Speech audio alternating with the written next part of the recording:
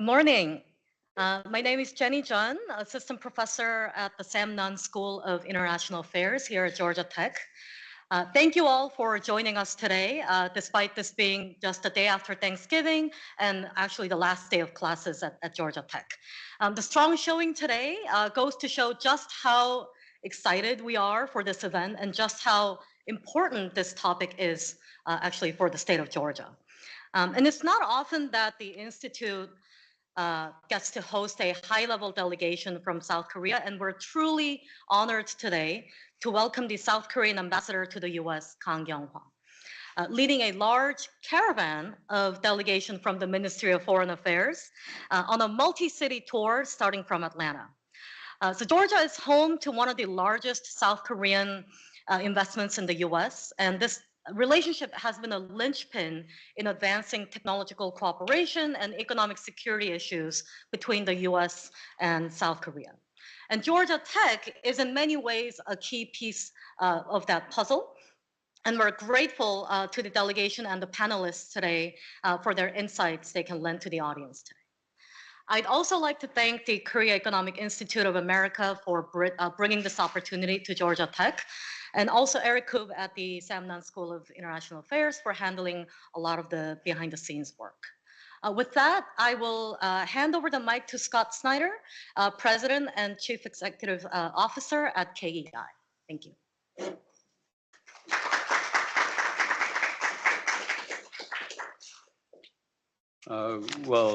Thank you, Jenny, and also I want to offer my thanks to all these students here who have come on the day after Thanksgiving. That's no mean feat.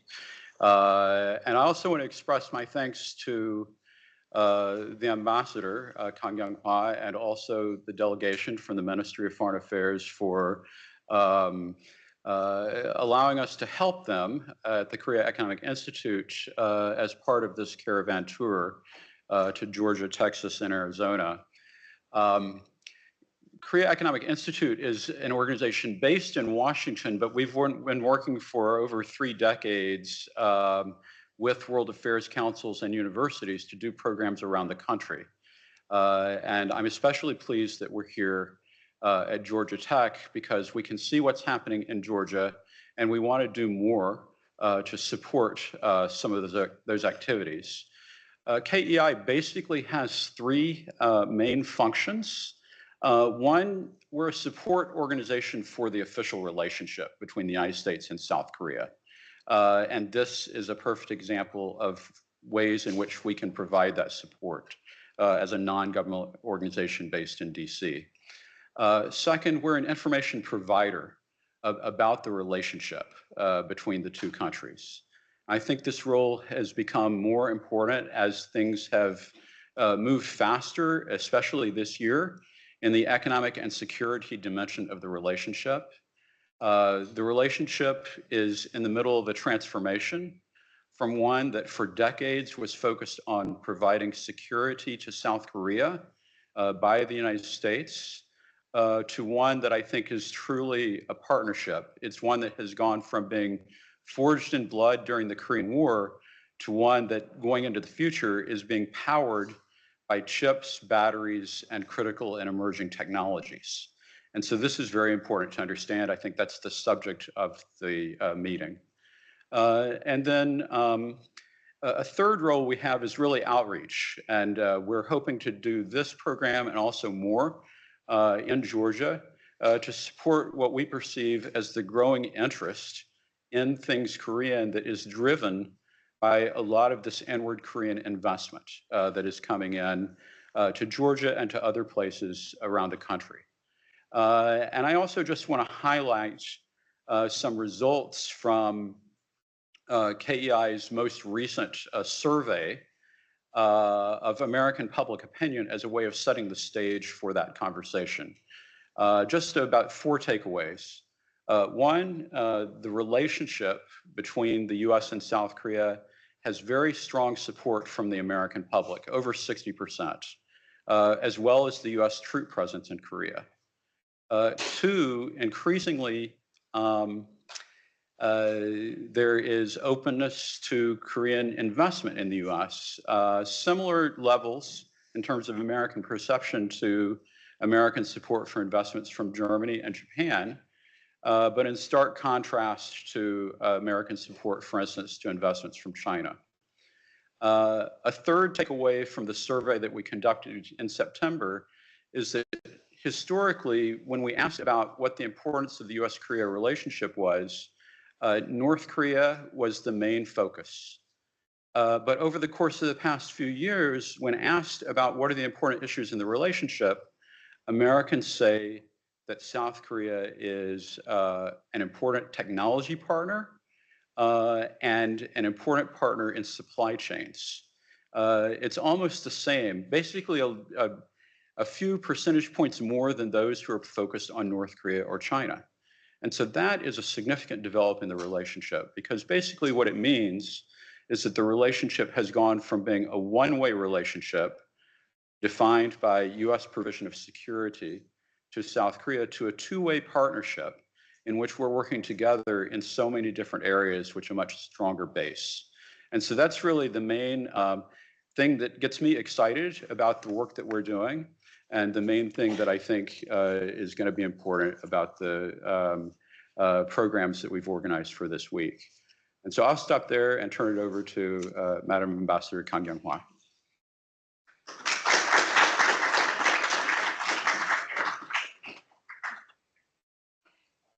Good morning, everyone. I'm Kyung-wha Kang. I'm the new South Korean ambassador to Washington, D.C., the United States. And I've been ambassador for just 2 months now.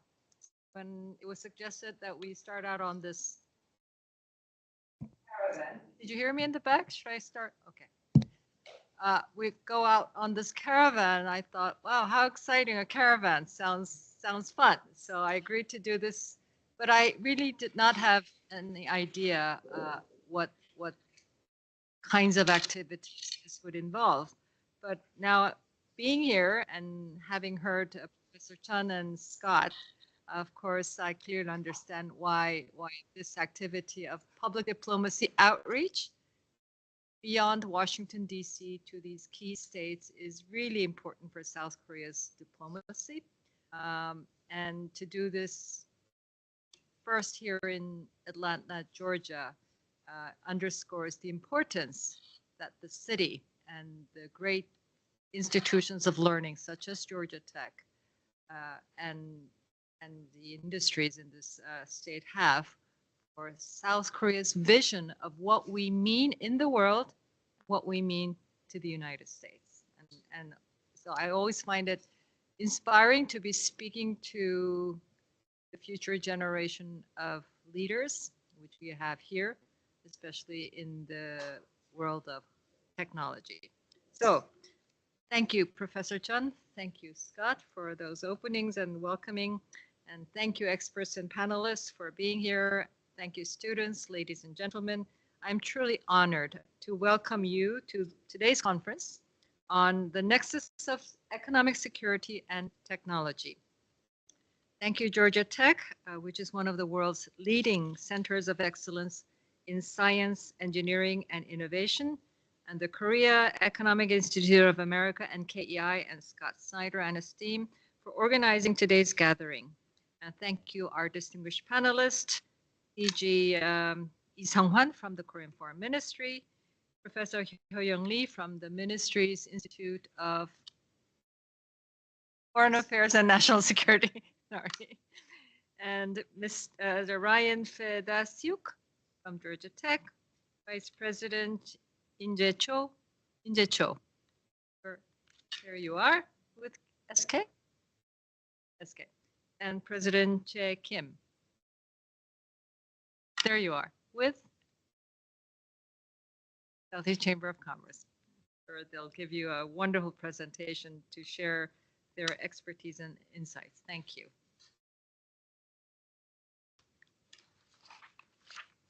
I think the world economically and politically is undergoing a very, the draft I was given say profound. I wouldn't go that far because I don't know the full implication, but certainly wide-reaching transformation. security and technology, which we used to think of as being separate domains in human endeavor, are now inseparable drivers of business decisions and national policies. Advanced technologies in semiconductors, batteries, artificial intelligence, quantum computing, and much more are shaping not only industrial competitiveness, but also supply chain resilience, international cooperation, and great power rivalry. Global supply chains are rapidly reconfiguring amidst geopolitical friction, post-pandemic disruptions, and accelerating climate crisis, and technological advances that are running way ahead of our ability to understand them and wisely regulate them. Furthermore, increased concentration of key strategic materials, including advanced chips, battery components, and critical minerals, has heightened vulnerabilities for countries such as Korea and the United States, which rely very heavily on these for industrial output and economic security. And in such a complex environment, we have a pressing need to deepen our understanding of the inseparable and increasingly consequential relationship between economic security and technology, which is why we are all here today. The theme is even more important for Korea-US relations at this particular time. With new leadership, both taking office this year in Seoul and Washington, the ROK-US alliance is expanding its strategic horizon. A little over a month ago, President Lee and President Trump met in Gyeongju, South Korea, on the occasion of the APEC leaders meeting, for their second summit meeting in just 2 months. During the meeting, while reaffirming the ironclad alliance between the United States and Korea, the two presidents committed to modernizing the 7 decades-old alliance by embracing strategic industries such as shipbuilding, nuclear energy, and minerals, as well as high-tech industries that are shaping the future, such as AI, semiconductors, and quantum computing. The United States reaffirmed its pledge to provide extended deterrence, i.e. the nuclear umbrella, to the Korean Peninsula, and underscored its commitment to defend the ROK through the enduring presence of the U.S. forces in Korea, while Korea reconfirmed our commitment to enhancing our defense capabilities and doing more for the alliance. In short, furthermore, the two sides agreed to a $350 billion framework for Korea, led by the Korean government, to invest in the revival of strategic and high-tech manufacturing sectors in the United States. In short, thanks to the bountiful outcome of the summit agreement between the two presidents, Korea and the United States have started out on a journey to become a future-oriented, comprehensive strategic alliance that encompasses not just economic cooperation, security cooperation, but also very close cooperation in the advanced technology industrial sector. Korea is also strengthening our role in global governance, working closely with the United States and other key partners to focus on our common goals. So we hosted this year's APEC summit meeting very successfully by all accounts, by emphasizing a commitment to inclusive growth and strengthening regional cooperation in trade and digital connectivity. We were able to shore up the credibility of APEC as a model of multilateralism by successfully engaging all 21 member economies to adopt 3 important documents by consensus. It was very important that we do this by consensus because without consensus, that meant the ideal of multilateralism was not fully materialized. And for Korea, the state of Georgia and Georgia Tech hold a unique place in our scheme of things for the future, for today and the future, as Professor Chun and Scott has so ably explained there already. With its world-class research in semiconductors, AI, material science, and cyber technology, Georgia Tech is a critical contributor to the knowledge infrastructure, advancing foundational research, cultivating talent, and building bridges among academia, industry, government, and global partners. Georgia, the state of Georgia, as America's southeast manufacturing and logistics hub, is home to major Korean investments that support job creation, innovation, and sustainable supply chains. Partnerships between Korean companies and Georgia's universities and research institutions support the region's economic vitality and technological competitiveness. The young researchers and undergraduates joining us today are the future of the science and technology communities in both of our countries. So I look around to all of you, and I'm confident that today's conference will inspire your leadership, expand your networks, and empower you to take part in shaping the next generation of Korea-US cooperation and beyond. The future of technology and economic security will be determined by innovators such as yourselves who combined boundless curiosity with intelligence, creativity, and a commitment to resolving global challenges. So I hope today's discussion will spark bold, forward-looking ideas in all of you, ideas that can lead to tangible policy cooperation and industry partnerships. So thank you once again for joining us, and I wish all of you very productive and forward-looking discussions. Thank you.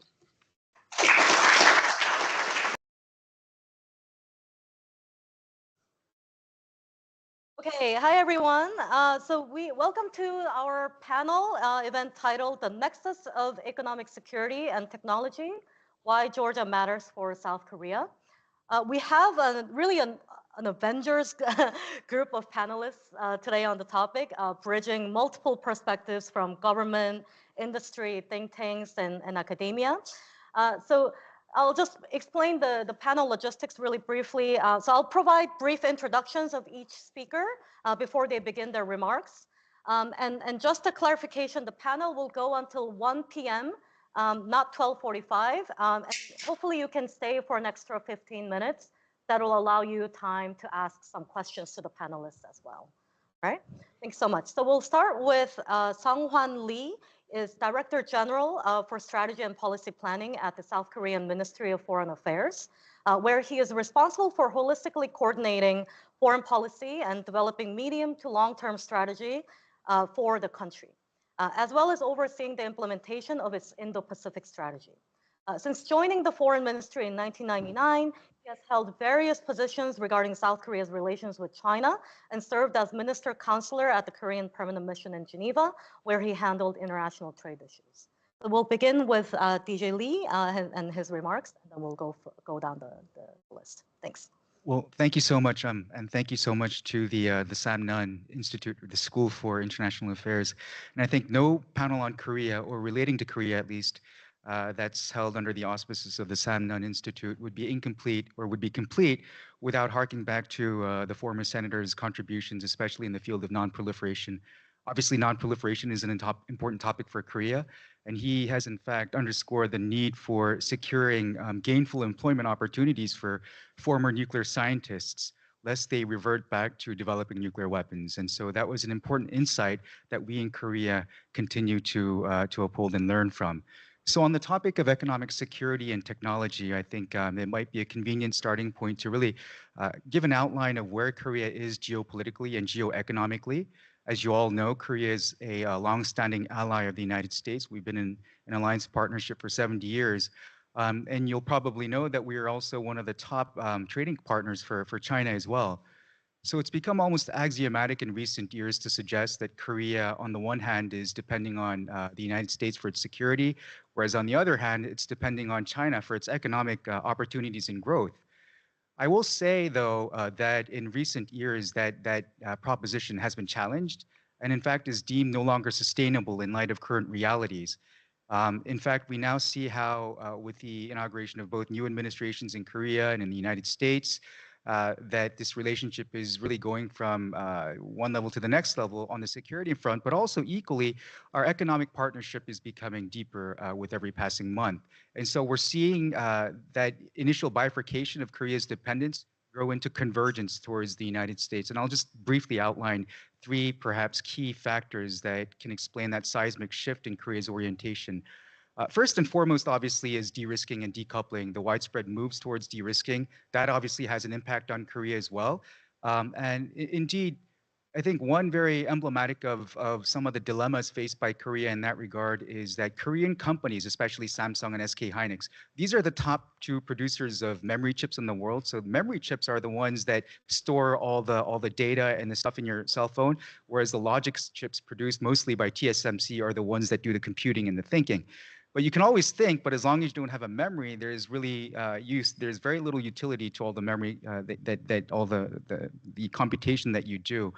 So our Korean companies have been investing tens of billions of dollars in China over the past decade and a half. And yet, because of the export controls adopted by the United States, they have not been able to, in recent years, upgrade their manufacturing capacity in China. I think what they're having now is basically their ability to maintain current production levels. And so they'll be more or less relegated to producing legacy chips in Korea, despite the fact that, again, they've spent gargantuan amounts of money in China. And so this is one of the acute impacts of the de-risking, decoupling kind of moves that is having a material impact on Korean companies. This is not to say that it's all gloom and doom for Korean companies. I think one of the key beneficiaries of the decoupling, so-called de-risking moves around the world has been Korea's shipbuilders. Korean shipbuilding industry, we're obviously the #2 producer of ships in the world. And to have a bifurcated market along strategic lines it does redound to the benefit of Korean shipbuilders. Number two, the key driving force, the second driving force is the fact that there is a growing recognition among Korean companies that China is no longer, or perhaps less an economic opportunity for Korea and more a juggernaut competitor on the economic front, on the industrial front. And what's telling is that as of 2023, Korea has for the first time ever recorded a trade deficit vis-a-vis China. Despite the fact that we've always been recording year after year trade surpluses vis-a-vis China ever since we established diplomatic ties, if not before. So why is this happening? And the flagship business association of Korea, the Federation of Korean Industries, a couple of weeks ago, released the results of a survey which found that 5 out of the top 10 Korean export sectors is already outcompeted by China. What's even more startling is that by 2030, the survey found that every single one of the top 10 sectors, including Korea's crown jewel, which is semiconductors, and shipbuilding as well, will be outcompeted by China and will be surpassed by China. So under those circumstances, it's very difficult to make the argument that China represents an economic opportunity for Korea. One telling snapshot is, for instance, Galaxy iPhones. May I ask this room, I mean, how many of you have Galaxy iPhones? Could you perhaps raise your hand if so this is, I think, maybe somewhat representative of the market share here in the US. I'm told it's about 20 to 25%. At one point, that was the Galaxy market share in the Chinese market. Today, it's well under 1%. Likewise with Hyundai Motors, for instance, at one point, their market share in China was about something to the tune of 10%. Now, once again, it's well below 1%. And in fact, their manufacturing capacity in Beijing is geared to exporting to third countries. So that provides a very telling snapshot of where Korea is. We're being outcompeted more or less, not only in the Chinese market, but also in third country markets as well. And the third driver of the changes that we see is that Korean companies have really and literally taken to heart the adage that it's never a good bet to bet against America. In fact, Korean companies have been betting with a vengeance on the American market. Ever since the global financial crisis, Korean companies have been investing far more in the American market than in the Chinese market. And indeed, over the previous 4 years, we've seen Korean companies investing on average $25 billion per annum in the United States market, which effectively puts Korea as the largest single investor, foreign direct investor and greenfield investor in the United States, which is quite telling. And obviously, one of the key destinations of such investments is here in Georgia. And the joint fact sheet, the tariff deal that was reached between our presidents, President Lee Jae-myung and President Trump, building on two very successful meetings this year, has really, it's more or less cemented, I think, Korea's strategic and economic alignment with the United States. The ambassador just mentioned that we've promised to invest, we've committed to invest $350 billion. And in addition to that, our companies have also committed to invest an additional $150 billion. That amounts to a total of $500 billion. And just to put that figure in perspective, that's 30% of Korea's entire GDP. So that's no mean feat, making that commitment. So what is it for, how do both countries benefit? And this is indeed a win-win outcome for both countries. And for Korea in particular, it'll allow us to stay ahead of the Chinese challenge.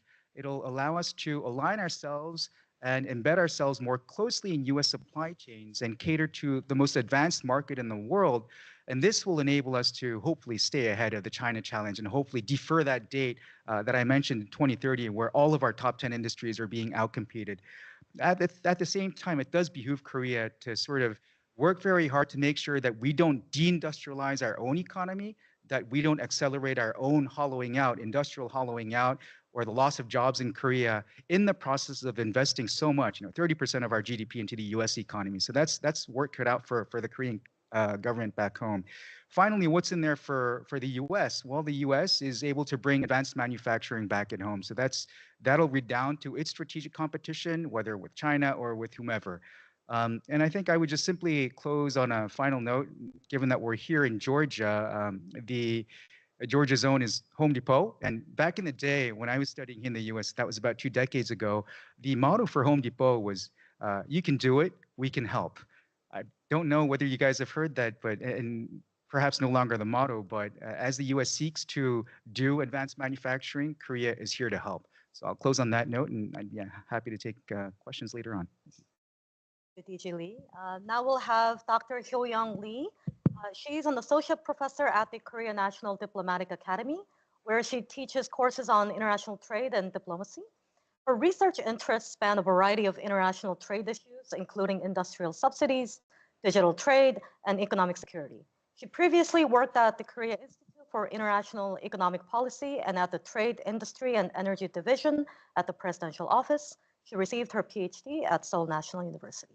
Thank you, Dr. Lee. Thank you for the kind introduction. Let me first express my gratitude for being here today. It's an honor to be at Georgia Tech University. I see so many Korean students, and I already see the close relationship between Korea and the US in terms of technology cooperation. I know that you are future leaders in the technology cooperation initiative between the two countries. I'm very honored to have this opportunity to discuss with you on this very important topic, the nexus between economic security and technology. As Director General Lee has mentioned in his presentation, Korea serves a very important role in helping US achieve its goal for maintaining its supremacy or leadership in technology. And I think that Georgia also serves a very important role in the technology cooperation between the two countries.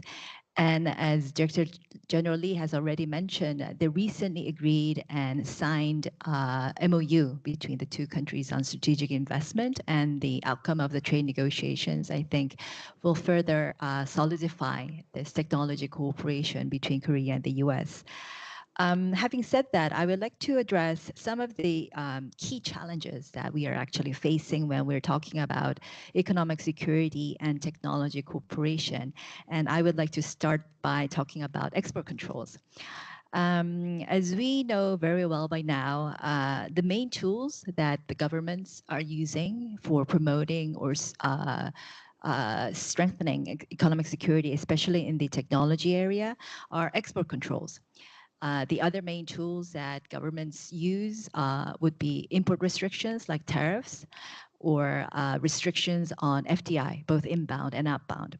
But export controls are deemed to be the most effective in maintaining technology leadership and protecting IP on technology.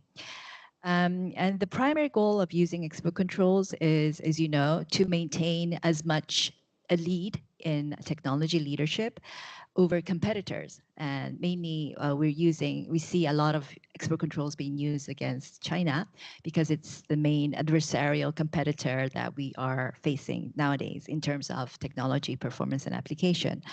However, in practice, we also see that advanced semiconductors and technologies have continued to flow into China. And these are some of the main limitations that we see in export controls. And I think this shows that there is a basic challenge in using export controls because controlling the flow of products in this world of global economy is not necessarily very effective. It goes against the nature of global trade. And also it shows us the importance of persuading other countries and nations to adopt and implement the same types of export controls that the US government is implementing. So a very strong joint participation in export controls is another element that is necessary to make them effective. Another issue that limits the effectiveness of export controls is China's ability to use export controls in retaliation, especially with regard to its critical minerals. As we all know, China has a near monopoly in the extraction and refining of critical minerals, which are very important inputs for manufacturing semiconductors, but also almost every other advanced technology product that we're using nowadays. And not only the US, but almost every other country which are leading the technology manufacturing sector are highly dependent on China for the imports of critical minerals. And so the use of export controls against China inevitably leads to the retaliatory response by China, as we have seen, which basically limits our access to the critical minerals, which is a critical input for the manufacturing for maintaining our technology leadership. Another issue that we're facing, first, I would like to also say that China is fortunately still 1 or 2 generations behind in manufacturing advanced semiconductors, but it has made tremendous progress in making the ultraviolet lithography, which is very important in manufacturing semiconductors, and also advanced packaging technologies. So while export controls may have been effective in slowing down the progress of our adversarial competitors in making semiconductors, it only has a temporary effect. And so, and another issue that lies in with regard to export controls is unfortunately the lack of coherent policy on export controls by the current US administration, which actually sends a very confusing message to its technology allies. You may be aware of the fact that while the US administration maintains very tight export controls, especially on foreign nations, you must have heard of the FDPR, the Foreign Product Rule, Direct Product Rule, that disallows foreign companies to sell any semiconductor products or manufacturing equipment that contain US technology to China. But at the same time, there has recently been some exceptional action by the US government that allows a waiver to allow US companies to sell low-end chips to countries like China. And so there is this confusing message that is being sent to its technology allies. So this lack of coherence in administering export control policy does not really help in coordinating an effective enforcement of export control measures that requires the joint participation of US technology allies. And I think that this needs to be more consistent and coherent for the export control policy to be more effective. Therefore, what I'm trying to say is that due to this temporary effect and difficulty in administering export control measures as a tool for strengthening economic security, I think that industrial cooperation is a more useful long-term strategy to strengthen our technology cooperation between the two countries. And by industrial cooperation, I refer to not only industrial policy that are being pursued by individual nations, mainly through industrial subsidies to promote domestic industries, but also incentives to promote private investment by foreign companies. And I think that's what we're already trying to do by agreeing on this MOU between the two countries for strategic investment. But I think it's also very important to maintain a very stable and secure supply chain for technology cooperation. And having said this, Korea is a very important partner for the US in this perspective. And I'd also like to say that in order to enhance our industrial cooperation, we need to ensure that several incentives that are being provided to foreign companies, especially to technology allies, to strengthen the supply chain, and is very important. In particular, I'm referring to the tax credits that are being provided by the IRA, the Inflation Reduction Act, namely the AMPC, the Advanced Manufacturing Production Credit, which provides important tax credits for producing advanced manufacturing components that are inputs to clean energy related manufacturing, such as battery cells and modules and critical minerals as well. Currently under the IRA, the AMPC tax credits are being provided until 2032. Which is very important for Korean companies to continue investing in factories and the production of EV-related products. But there are rumors that the provision of the AMPC may be reduced or terminated sooner than expected. And so I think to make these supply chain cooperation more sustainable, it is important that the US government continues to provide these incentives to foreign companies like Korea. Already we know that some of the IRA subsidies have been terminated, especially to help buyers purchase EV cars. The $7,500 subsidies for purchasing EV cars have been repealed. And so we hope that the AMPC remains in place. I would like to wrap up my presentation by noting about the importance of the trade negotiations that have been agreed between the two countries. In addition to the reduced tariff levels for the Korean products and autos in particular, I believe they're very important for Korean companies to compete on an equal footing in the US market. But also Korea has pledged to make investments in shipbuilding and other strategic sectors, which are very important for reindustrializing the United States, its manufacturing sector. I think the main benefits for Korea, although there will be many benefits as well, is that in addition to the investments which are going to contribute to the reindustrializing the US, the investments will also lead to increased exports for Korean companies. Obviously, the reciprocal tariffs, which have been agreed to 15%, and the auto tariffs, which have also been agreed to 15%, is an accomplishment, but compared to what has been in the past, which has been 0%, we now have to deal with a 15% import tariff.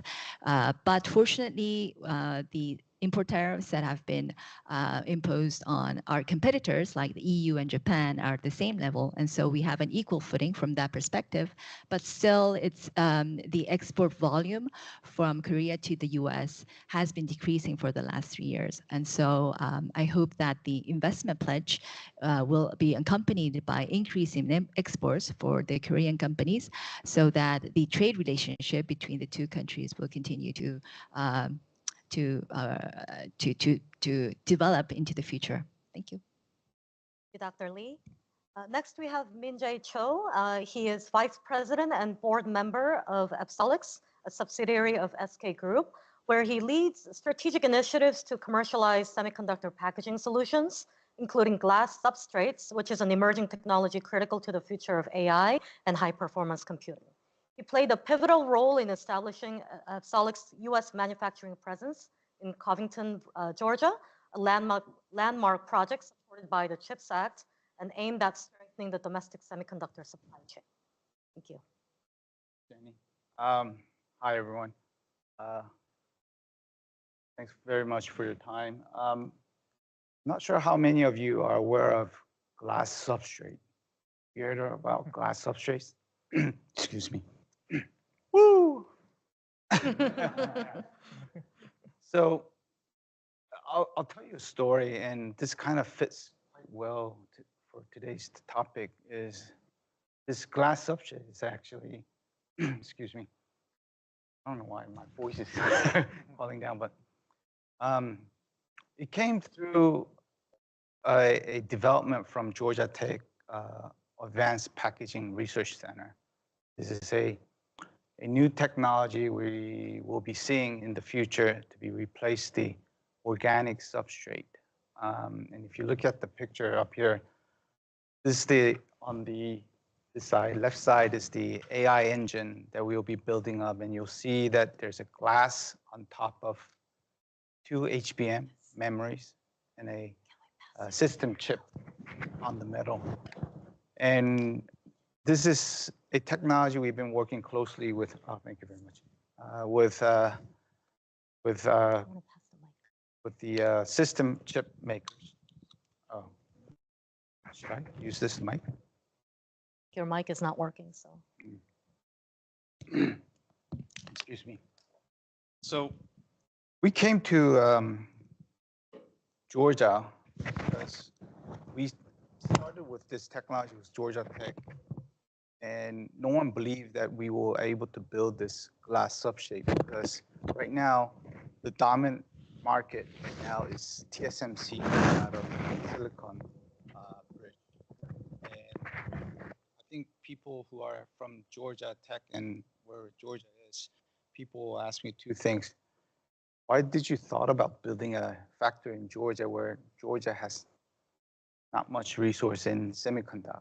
But the reason why we have chosen this is that it's quite unique to say that we've been, SK Group and SKC has been within Georgia Covington for a long time, and along with the Georgia Tech advanced packaging team, and with the other potential customer partners and material providers and suppliers, we thought that this place could be a unique place to be built up a factory with the development of that we have been building up our intellectual properties, where we talked about export control, and we see that outside of the US, we'll see some more challenges around how to protect our technologies and how to build up our technologies to go to lab to fab situation.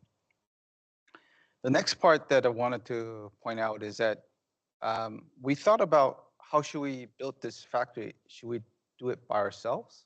Should we look for a partner? And this is about 4 years ago. We started this technology 7 years ago, and we established this company, Absolute, 4 years ago. And we had built thought that we should build a factory in Georgia, Covington, but how do we want to form this? And I mean, obviously, trying to build a factory or trying to build a business, nowadays, no one does it by themselves. You have to have an ecosystem with your suppliers, customers. You need to be nearby. And also, you need to have the right partners who will be able to be stakeholders. And this technology that we're making glass, obviously, we built it through machineries. And who's the best machinery company? You'll see Applied Materials is the largest machinery maker in semiconductor and display. And as people didn't understand what we were trying to do,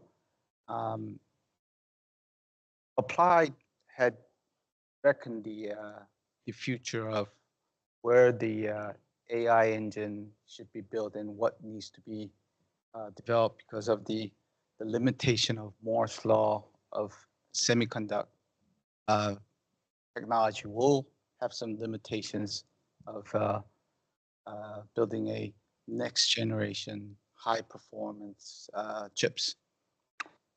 So I think where we're coming from is that we found a US partner who would be supportive of our technology to go to lab to fab.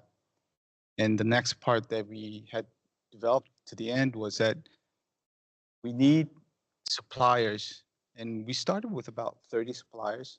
And machineries, the old days, glass never worked before because it breaks. It breaks, and the machinery didn't have the technology enough to actually build this kind of an engine, glass substrate. Nowadays, technology has developed. Partners has been developing their materials. They have enhanced glass. They have enhanced machineries. They were able to develop new advanced materials that we could actually implement to our should I say glass substrate. These kind of things had helped us really all together to actually putting together to build a factory, and with the ecosystem that we need, and we developed about now 100 should I say partners with we put now about $400 million of investment, and we're going up north, keep on going up north to get to the finish line to the commercialization. And along with that, we have about now about 15 employees in Covington. We started from flat greenfield, building up as we go along. We're now producing samples.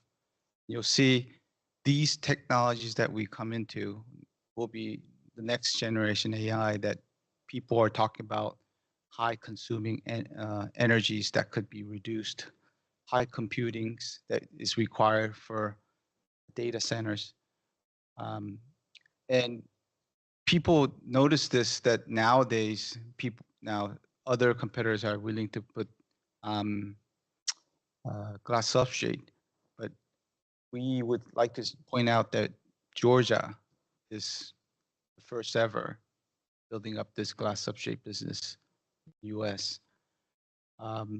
Lastly, the other part that we'd like to point out is that, policymakers are helpful also building up a new policy to give out incentives and motivate these companies to think through how we could be helpful to themselves, because business always comes down to equity shareholders, where obviously corporates needs to make profits. So it's not a nonprofit organization. So by getting also the policy helps, like the CHIPS Act, with the new Trump administration being supportive of our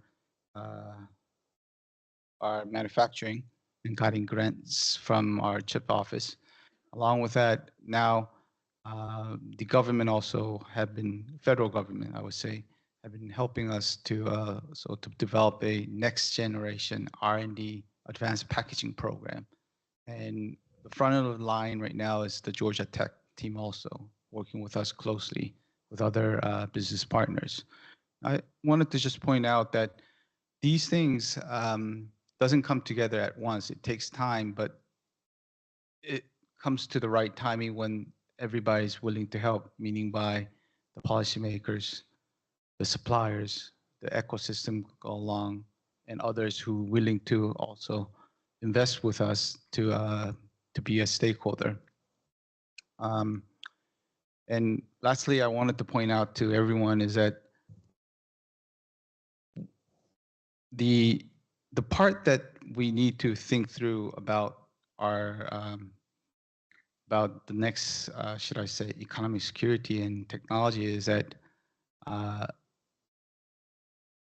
we will need more foundations around here where we could actually be helpful, and to look into these materials developments and other developments that we work together, so that there's a, should I say, the challenges that we will be facing. For instance, resources, meaning by human resource laborers, are not usual here. Many people are nowadays, semiconductor industries are in Texas, Austin, few in, should I say, the west coast of the side. And I think Georgia is making quite of a difference by being one of the foundation of this technology to work with us. I guess that was my point I wanted to make. Thanks. Mr. Cho. Next, we have Jay Kim. Jay Kim is the president of the Southeast U.S. Korean Chamber of Commerce, an organization fostering economic ties between the Southeast U.S. and South Korea since 1991. He's also the Korea practice leader and FDI, foreign direct investment senior manager at the CPA and advisory firm Aprio, where he provides foreign direct investment advisory services for multinational companies and foreign-owned subsidiaries operating in the U.S., especially on Korea-U.S. cross-border investments and expansions. Thank you, Jay. Thank you. Does it might work? Okay, great. So I think we've got 8 minutes. I got to spend 4 minutes talking about the chamber, 4 minutes talking about what's real for probably you sitting here and implementing some of the things that we're talking about. So a little bit about our chamber. I know, great introduction, Jenny. Since 1991, the chamber as a non-profit is developed here in Georgia in mind for Georgian companies. So it was Georgia Pacific, Coca-Cola, Home Depot. There were a couple of companies that wanted to go to Korea and APEC. And that's how the chamber started, really developing US companies trying to go abroad and make APEC. That was, as he said, now going to 1991, 30 years ago. That reversed after the FTA, as you know, the free trade agreement between US and Korea, trade flourished, and then there was a huge influx in the last decade of Korean investments coming in. So we've actually switched roles in trying to help Korean companies tap into the Southeast US market from an FDI perspective. So I've worked on both, and I'll say this, what's in for you? How many of you are dual majors, double majors? Have 2 disciplines? Social science? Great. I have a couple of great social science dual majors. So you're doing both technology and social science. Maybe? Oh, both social science, so it doesn't matter. The reason I mentioned this is this. So when I was entering into one specific expertise for my career, boy, you know that you need multiple expertise to be able to be relevant in today's industries more than ever. And the reason I mention is this, that same thing, what's happening right now is I mentioned we are a non-for-profit, but we have public and private that's working together at a triangular basis, having different goals and objectives, but coming together, different disciplines coming together. What's unique in developing something greater than a private company trying to do its own ROI calculation, a public basis government that looks at geopolitical risk and how to stabilize, citizens of their own countries, and then a not-for-profit that's mission-driven, meaning we want to make sure that whatever we do in public and private gets go back to, does it have a community impact? Does it have actually a meaningful impact on a mission? And our mission for the chamber is actually US-Korean Alliance that helps community. So those 3 actually all needs multiple disciplinary studies. And I hope you're doing those multiple disciplinary studies and look at not one point of view, but multiple point of view. I wanted to mention, because my role is to, right now, as you said, because the chamber is mostly focused on now a lot of companies, Korean companies coming to the Southeast, is helping Korean companies understand the Southeast culture, understanding our Georgia government system, yet alone we have 50 of them in the United States, with federal being large, but it's sometimes not as much relevant when you come locally to the cities and counties. And then also with understanding their incentives, which actually goes back to, some of the companies like, Absolix coming in was because there was that support. And you mentioned IRA, which is 45X, which is part of the tax code that got onto AMPC. It's actually advanced manufacturing production credit. So you have to produce, and that's why it stayed and not your consumer. And it was politically driven in the United States because it was consumer versus, okay, can it create jobs, right? And so if you understand that and you're able to bridge from a business perspective, private perspective and in a non-for-profit community perspective, you're the one who's able to coordinate all this. So there's a lot of multiple disciplinaries that I think it's going to continue. I'll say the U.S.-Korea Alliance, I was at the APEC conference last month, and everybody was talking about AI. I thought it was an AI conference for a minute. I was like, why are we, is this APEC or is it AI conference? And the reason is this: AI is a multidisciplinary industry shift. It impacts not just one specific industry, but multi-different private, public, and communities, people. The reason I think AI has developed so far is because now we have a lot more people using it. If people weren't using it, obviously governments won't be in it as much as we have right now, right? And so we need multidisciplinary people that are, I think, coordinating and collaborating. And I want to end with this: the U.S.-Korea Alliance, I know we talked about it from Jenny and Scott, we've talked about it as well, and the investments that are coming in, like $500 billion. These are opportunities for those who have multicultural aspects be able to bridge cultures, bridge industries, bridge different types of disciplines. So if you're in it to bridge, that's where I think you'll have a critical role. Our chamber is doing that. Our next gala that we have next week, actually at the Hyundai Mobility Plant, our theme is Bridging Nations and Empowering Industry. It's all about just collaborating and connecting, because we have a lot of internet connections, but we tend to shy away, especially after COVID, with people connections and how it impacts multiple disciplines. And so I think we need to continuously do that, and I'll end with that. Let's collaborate. Thanks so much. Next, we have Ryan Fedasiuk. He's a fellow at the American Enterprise Institute, where he focuses on U.S.-China relations, technology, and national power. He's also an adjunct assistant professor at Georgetown University. He previously served in the Office of China Coordination at the U.S. Department of State and worked as a senior research analyst at the Center for Security and Emerging Technology. Thanks, Ryan. Thanks very much. Can you guys hear me okay with the lav? Great. Well, thanks for donating your time this morning. And just thanks again to KEI and the Sam Nunn School. This is an incredible event and lineup.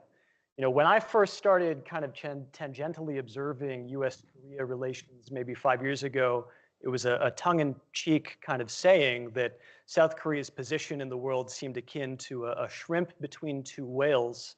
And myself, I kind of feel like one between a whole pod on this panel this morning. But before I dive in, how many of you are international relations people? That's kind of what you study and the angle that you bring to this. And how many of you are technologists or scientists, engineers here from the Georgia Tech side?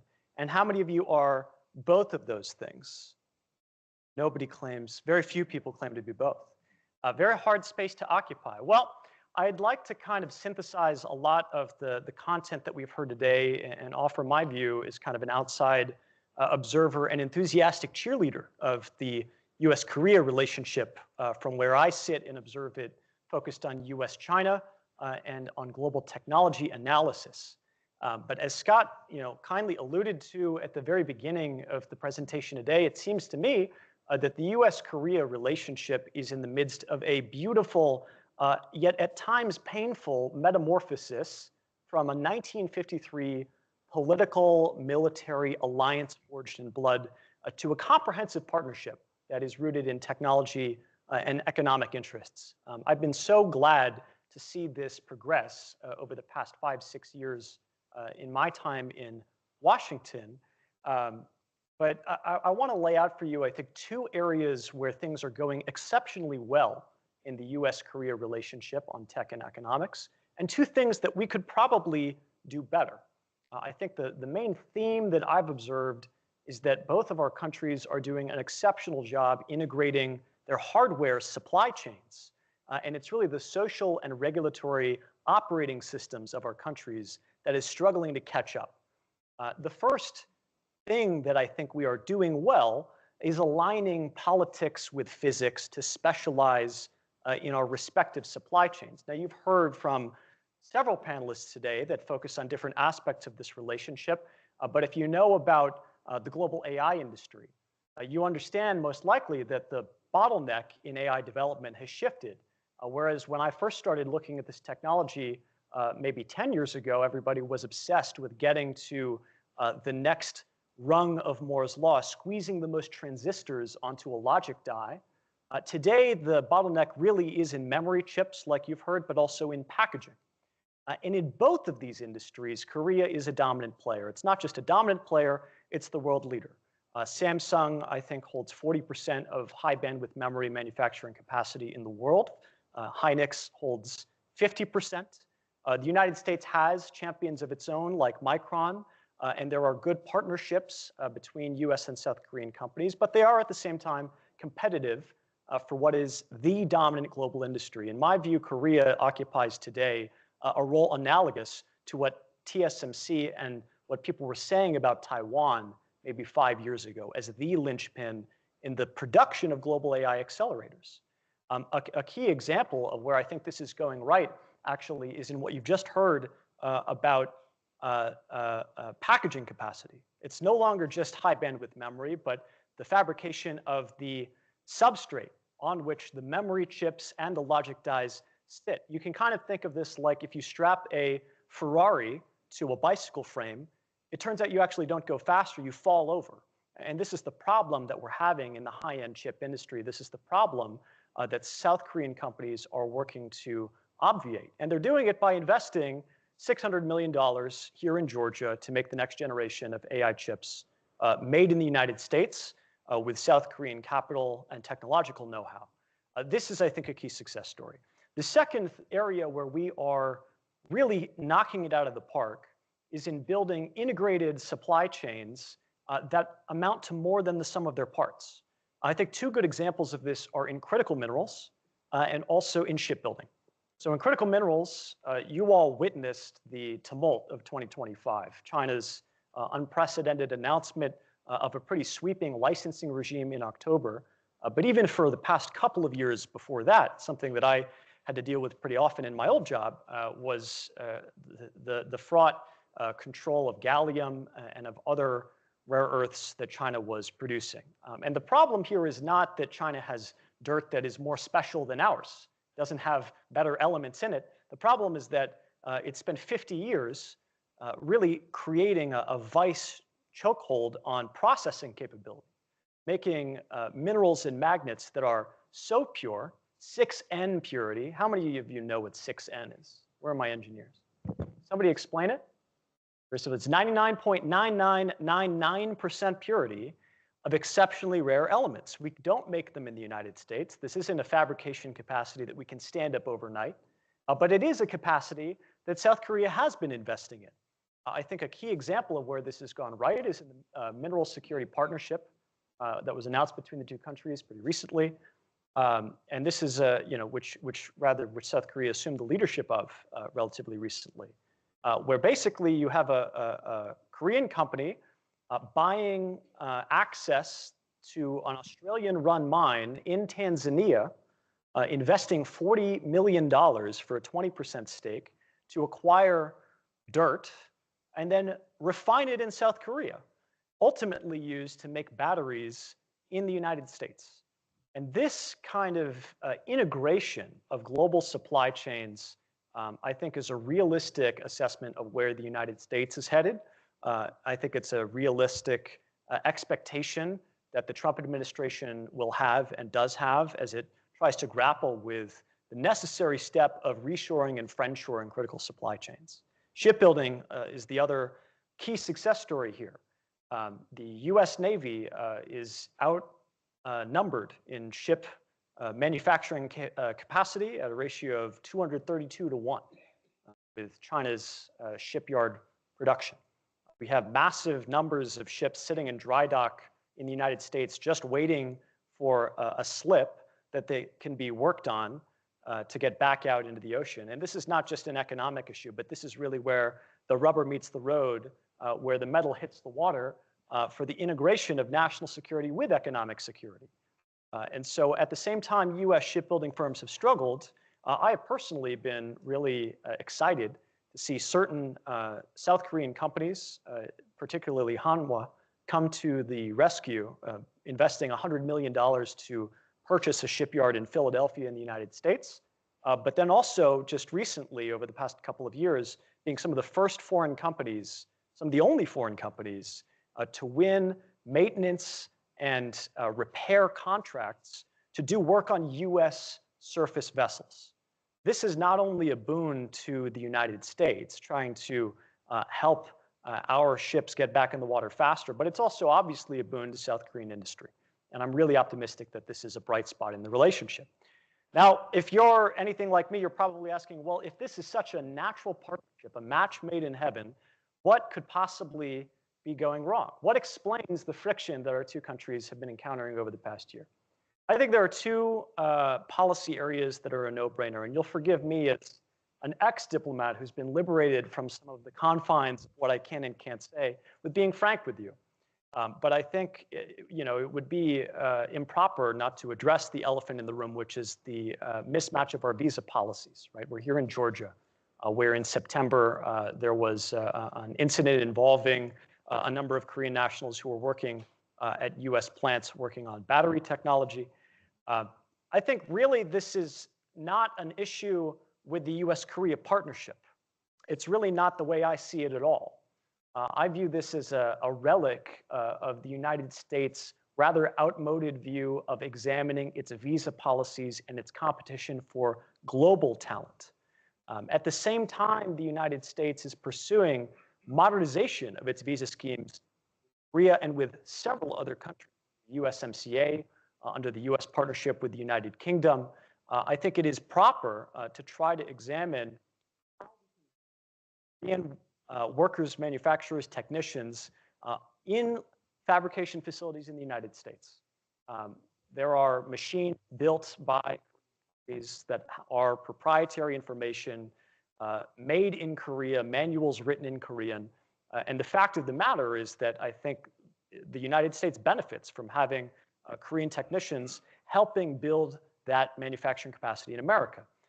The flip side of this is that we do need to work together, the United States and Korea. We do need documentation that is trying to disambiguate between technicians and construction workers, trying to create and establish new classes of information and technology where we previously didn't have such questions.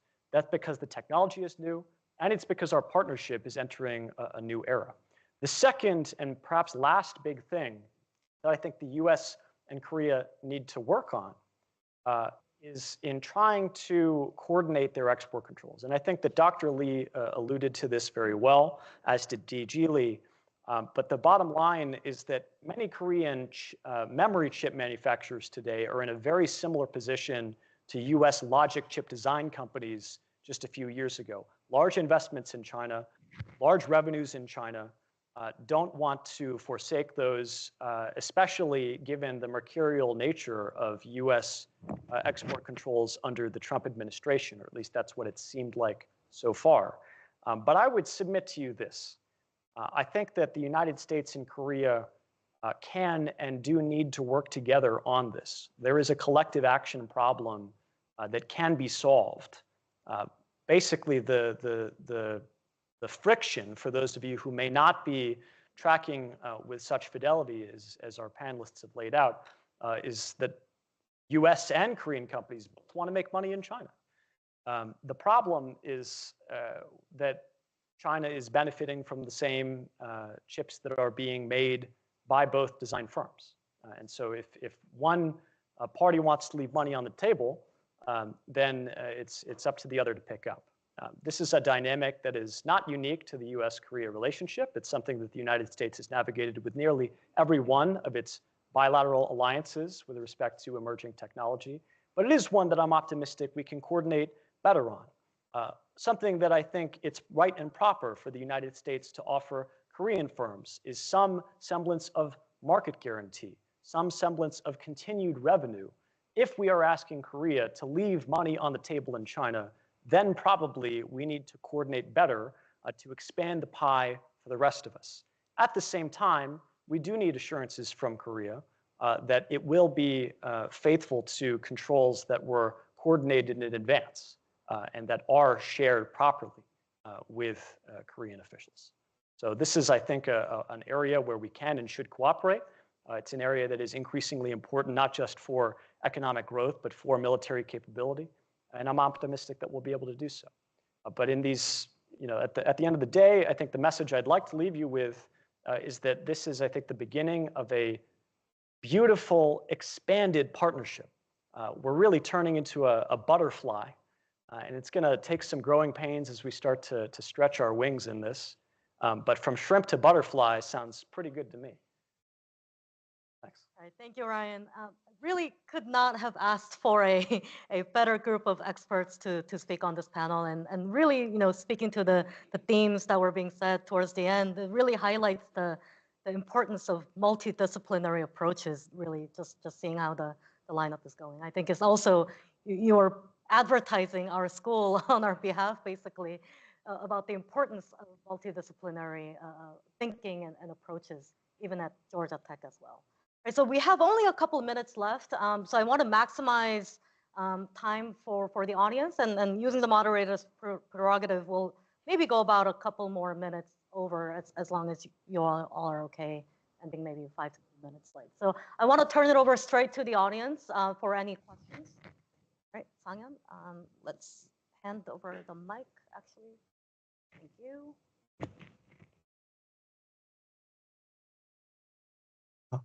So my name is Sang-yeon, I'm a PhD candidate at the Nunn School. Thanks for the inspiration.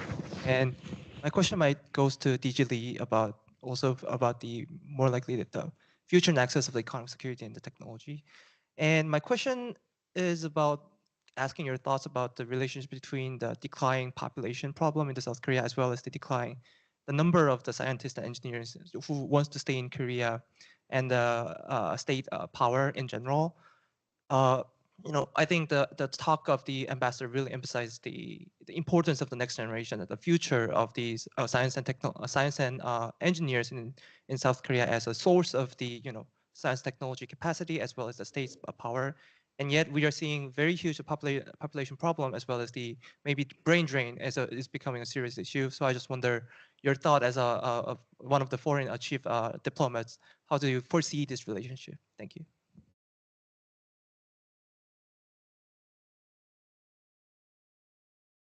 We'll just do one by one.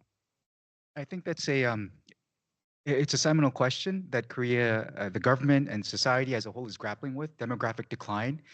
Elon Musk has been telling us that in 500 years, there will be no Korean left on the face of the earth. So with that said, fortunately, we've been able to raise our birth rate from 0.72% or 0.72 to 0.81 now. You're right. I think the problem with Korean society in general not only is about demographic decline, but this aversion to science and technology, this aversion and this preference for medical school, becoming lawyers and whatnot. So I think it behooves the parental generation and the government to sort of guide the narrative towards the need for strategic competition with our neighbors as well. We have obviously a country next door to us who have the largest number of STEM graduates in the world. Even the people studying here, most of the STEM graduates are Chinese or Asians, and they go back. So you really hit the nail on the head. It's something that we are grappling with, that we have to grapple with if we are to survive in this very competitive age. So thank you for pointing that out, and I think I would absolutely agree with your assessment. Other questions from the audience?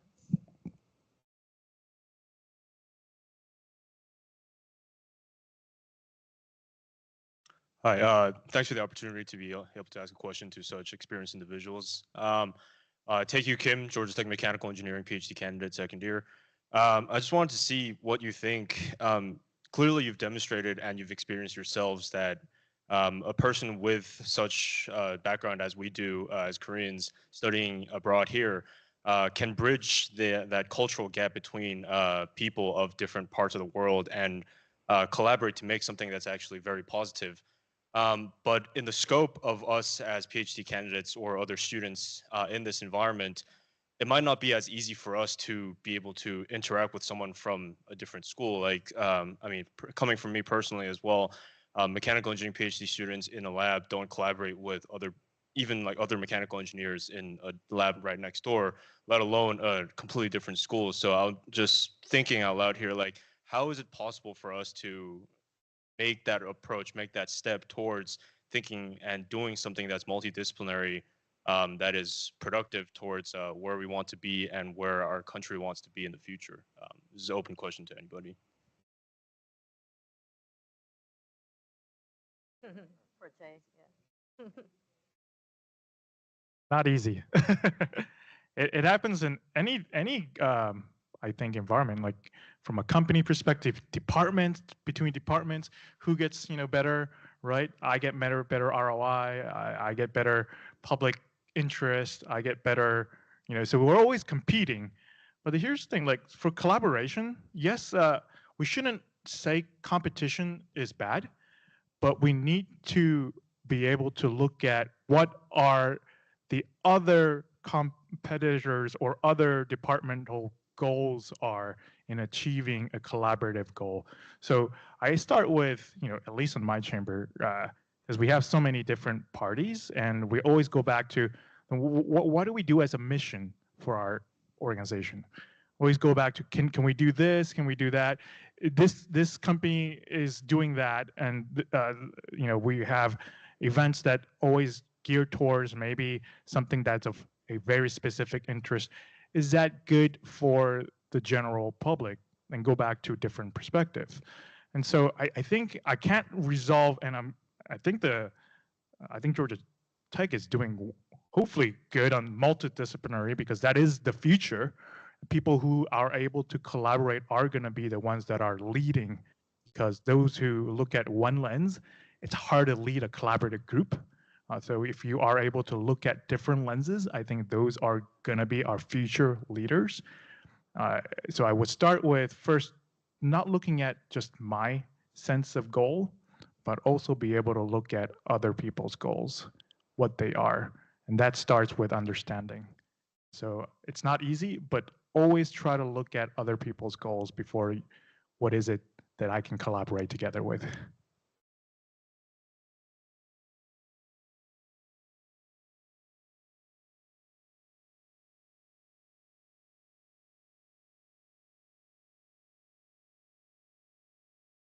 Thank you for this informational panel, and thank you to KEI for hosting this. My name is Jocelyn. I'm a former policy advisor in the U.S. House of Representatives. So I'm moving from the perspective of how Congress used to look a couple years ago. I got to work on IRA and CHIPS, but I wanted to know if there's any policies in Korea right now that kind of safeguard against the inconsistencies with current trade policies and what may come like with the next administration.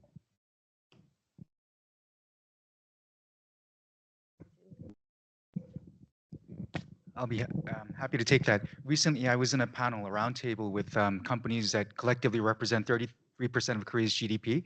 So the key stakeholders, obviously, and their primary concern was really that: will the series of measures that we see now, just as the IRA was almost de facto revoked, or even the CHIPS Act, the subsidies under that, there was so much unpredictability as to whether such policy subsidies would in fact be sustainable over the course of a 4-year term.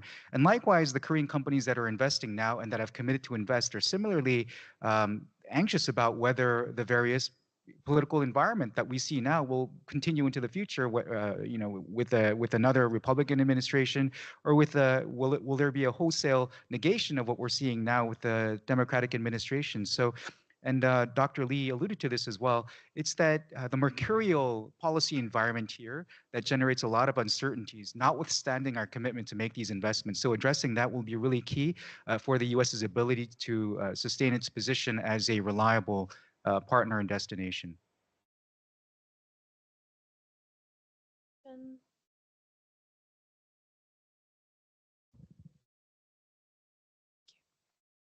Thank you so much for the wonderful panel. It was very informative for me. I think this question is for anybody who wants to answer it, and it's slightly off topic, so I apologize for that. But I was very interested in learning more about, given how unreliable the Western dependence is going to be, or has become and might be in the future, are there scopes to sort of think about nexus between more South Asian countries, so let's say Korea and India, and then to strengthen the economic security and tech capacity? And if that scope exists, what does that look like? And I mean, whoever wants to answer it. Yeah, thank you.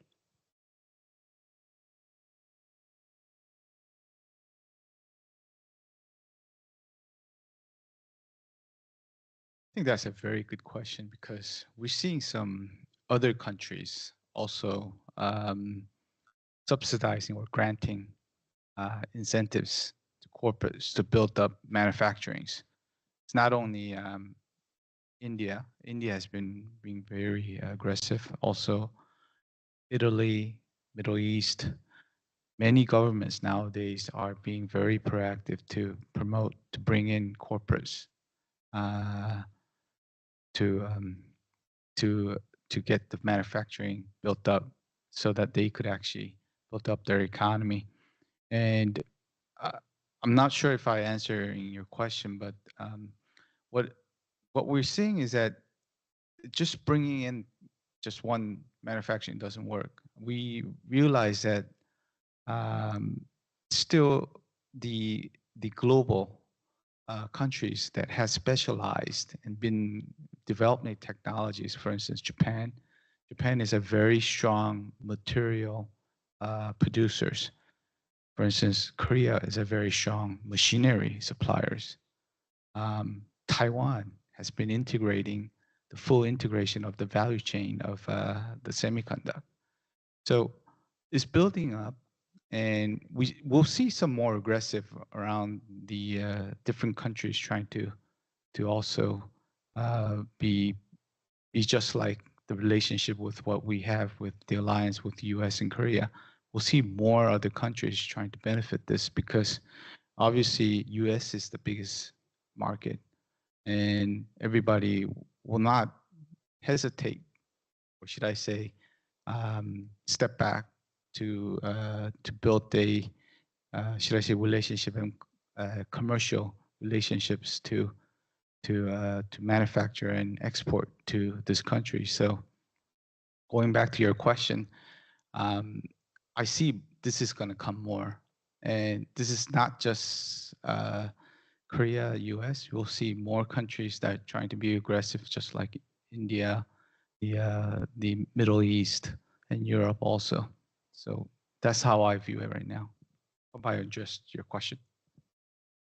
I jump with just a couple of other thoughts on this as well. You know, it's hard to speak about, but I'll be just very frank with you that the U.S.-China relationship continues to be rocky, right? There's really no, if I'm being frank with you, there's really no industry that I can think of, I encourage you all to do the same exercise, that could be exempt from U.S. concerns about helping China's military modernization, being involved in human rights abuses, or being a matter of economic competitiveness between the United States and China. And so it seems to me that as both countries slide either deliberately or accidentally toward a more fulsome economic decoupling, there will be tremendous value left on the table for any country in the world to pick up.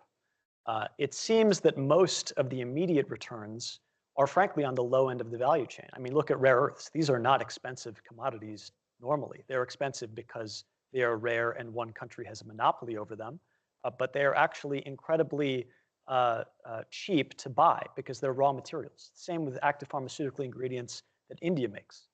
And so it's difficult to sustain the promise of economic development, to move up from a middle income trap based on what is on the table.